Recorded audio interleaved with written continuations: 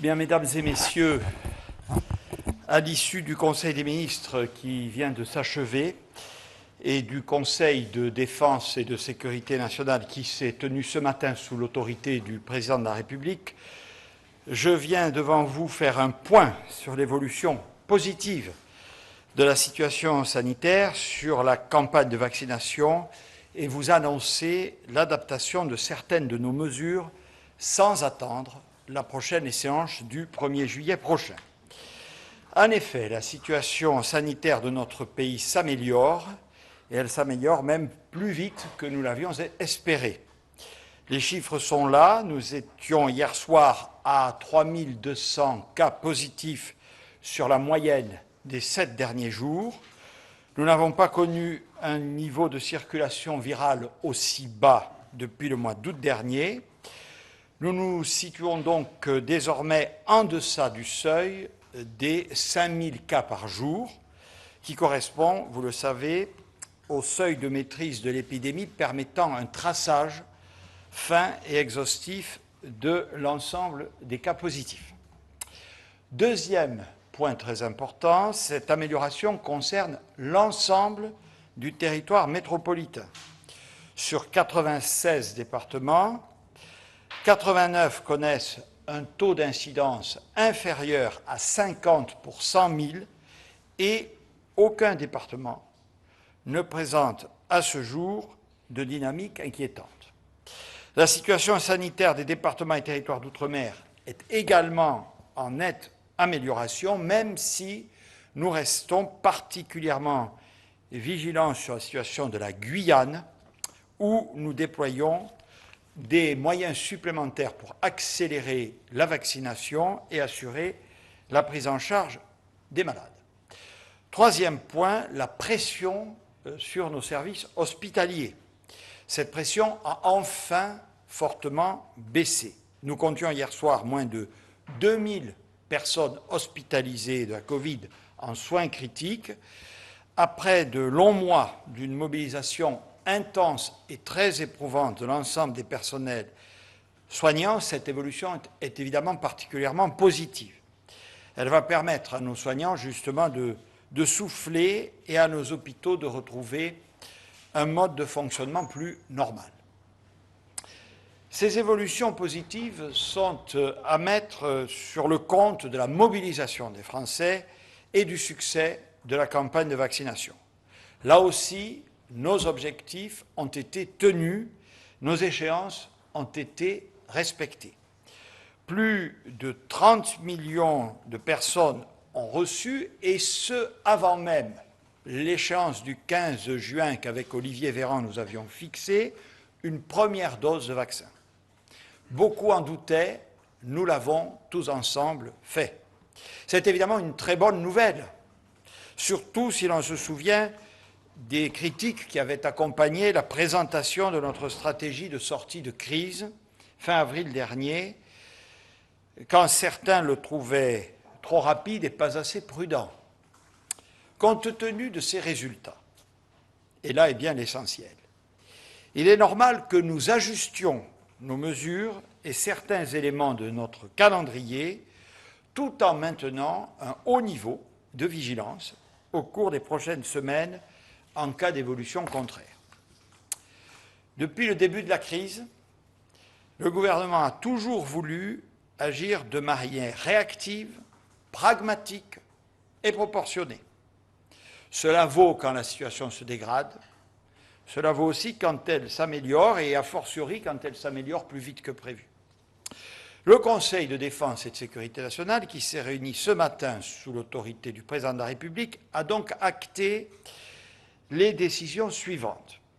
Nous allons lever l'obligation générale du port du masque en extérieur. Le Haut Conseil de santé publique nous a adressé hier un avis sur le port du masque en extérieur dont nous allons tirer les conséquences sans délai. Le port du masque en extérieur ne sera donc plus obligatoire, sauf dans certaines circonstances. Quand on se regroupe, quand on se trouve dans un lieu bondé, une file d'attente, sur un marché ou encore dans les tribunes d'un stade. Les arrêtés préfectoraux qui régissent le port du masque en extérieur seront donc modifiés dès demain pour traduire cette nouvelle règle de bon sens au regard de l'évolution de la situation épidémique.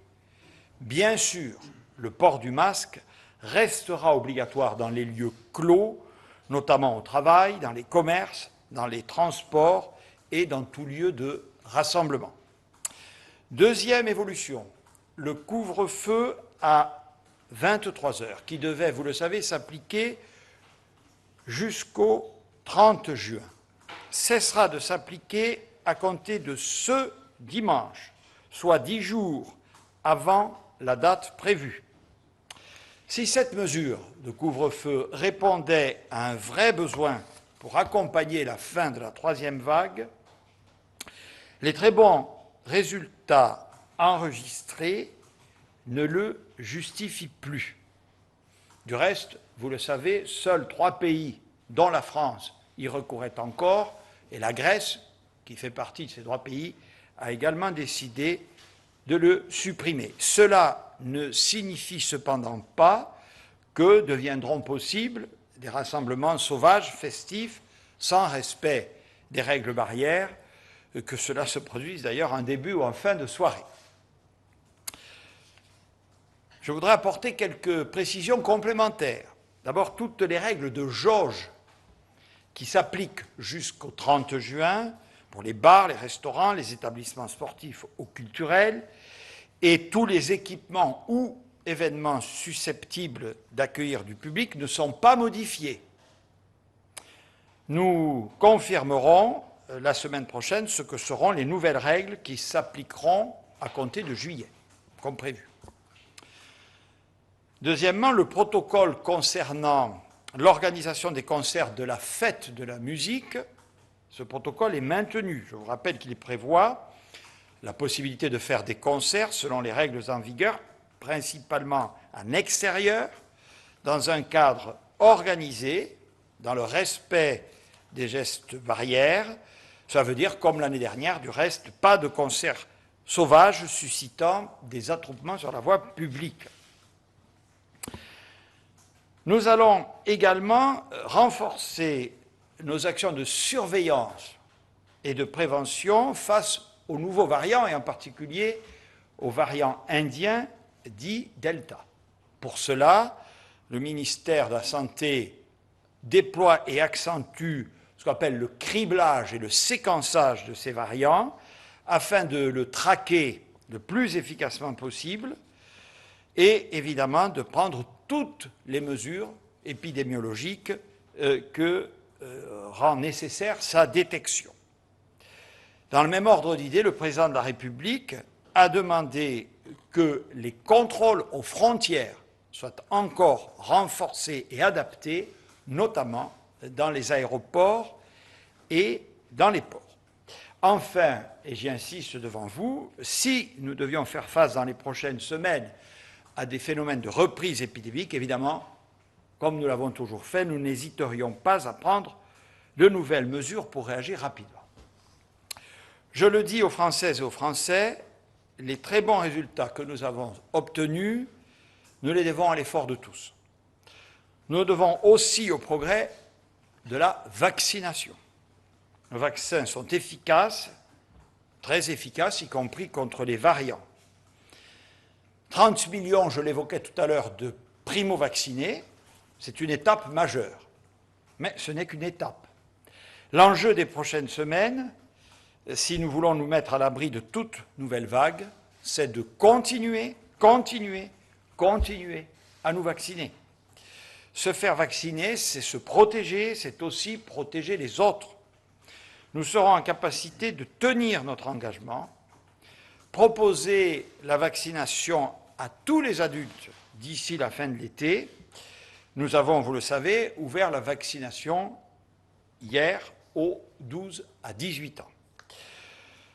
Nous devons ne rien lâcher pendant les prochaines semaines. À fin août, autour de la rentrée, nous devons avoir atteint 3 cibles. 40 millions de personnes primo-vaccinées, 35 millions de personnes ayant reçu une vaccination complète, 85% des plus de 50 ans et des adultes atteints de comorbidité ayant reçu une première dose. Cette mobilisation autour de la vaccination concerne tout le monde, mesdames et messieurs, les soignants, les aidants, mais aussi les jeunes. Les jeunes, vous le savez, s'ils présentent moins de risques de développer des formes graves de la maladie, ils contribuent à la diffusion du virus, comme nous l'avions vu l'été dernier, à l'occasion des vacances. Alors je m'adresse tout spécialement à eux, vous êtes concernés, prenez toute votre part, faites-vous vacciner aujourd'hui parce que c'est le meilleur rempart contre la reprise épidémique et donc contre les retours de mesures de restriction sanitaire. C'est notre intérêt collectif. Mes chers concitoyens, je le dis, je le ressens, nous vivons un moment important, un moment heureux de retour à une forme de vie normale. Je l'ai dit, nous le devons à l'effort de tous, nous le devons à nos soignants, nous le devons à toutes celles et ceux qui concourent à cette formidable mobilisation autour de la vaccination, nous le devons à tous nos concitoyens. Les résultats sont là, j'insiste, sur le plan sanitaire, mais aussi sur le plan des résultats économiques, comme les chiffres publiés hier par la Banque de France l'ont démontré. Sachons évidemment nous en réjouir et adapter nos mesures en conséquence, avec pragmatisme, mais en faisant aussi appel, comme toujours, comme depuis le début, au sens des responsabilités de toutes et de tous. Et surtout, en restant vigilants. C'est ainsi, vous le savez, que nous avons surmonté ces épreuves successives. Et c'est ainsi que nous réussirons, j'en suis certain, à vaincre définitivement ce virus. Nous sommes sur la bonne voie, mes chers concitoyens. Restons ensemble, responsables, solidaires et mobilisés. Je vous remercie.